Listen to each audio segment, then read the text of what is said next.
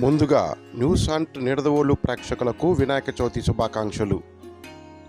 తూర్పుగోదావరి జిల్లా బెక్కవోలులోని చెవులో చెబితే చాలు ఎలాంటి కోరికలైనా తీర్చే మహాగణపతిని ఈరోజు మనం దర్శించనున్నాం.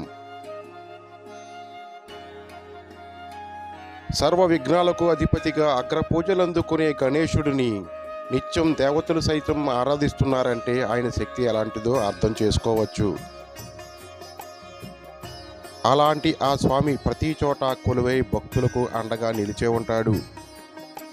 అలాంటి వాటిల్లో తూర్పుగోదావరి జిల్లా బెక్కవోలులోని శ్రీ లక్ష్మీ గణపతి దేవస్థానం ఒకటి. బెక్కవోలులో కొలువై ఉన్న ఈ వినాయకుడికి ఎంతో ప్రాముఖ్యత ఉంది. అతి పురాతనమైన ఈ ఆలయంలోని వినాయకుడిని పూజిస్తే సకల శుభాలు కలుగుతాయని, అష్టైశ్వర్యాలు సిద్ధిస్తాయని, ఇక్కడ వినాయకుని చెవులో చెబితే చాలు కోరిన కోరికలు వెంటనే నెరవేరుతాయని ఇక్కడ భక్తుల ప్రగాఢ విశ్వాసం. ఈ ఆలయం క్రీస్తు శకం 840వ సంవత్సరంలో తూర్పు చాళుక్యులు నిర్మించినట్లు చారిత్రక ఆధారాలున్నాయి. తూర్పు చాళుక్యుల కాలంలో బిరుదాంకిత ఓలుగా పిలువబడే ఈ గ్రామం నేడు బెక్కవోలుగా వ్యవహరించబడుతుంది. ఈ గ్రామంలో వేంచేసి ఉన్న మహాగణపతి విగ్రహం ప్రతి ఏడాది అంగుళం చొప్పున పెరుగుతుంది.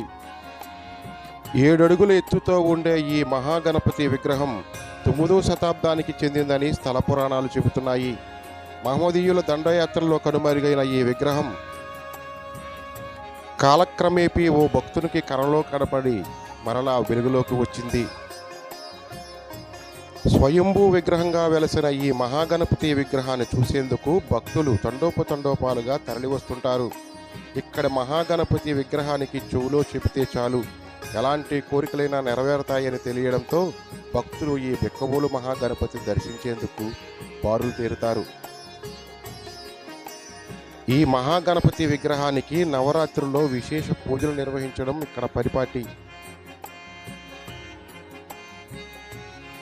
గణపతి నవరాత్రి మహోత్సవాల సందర్భంగా ఈరోజు తెల్లవారుజాము నుండి స్వామివారిని దర్శించేందుకు భక్తులు వేలాదిగా తరలివచ్చారు.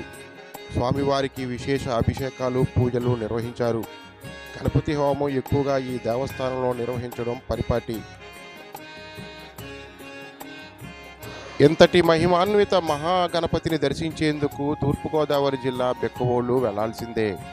మరింకెందుకు ఆలస్యం, రండి బెక్కవోలు మహాగణపతిని దర్శించండి, తరించండి.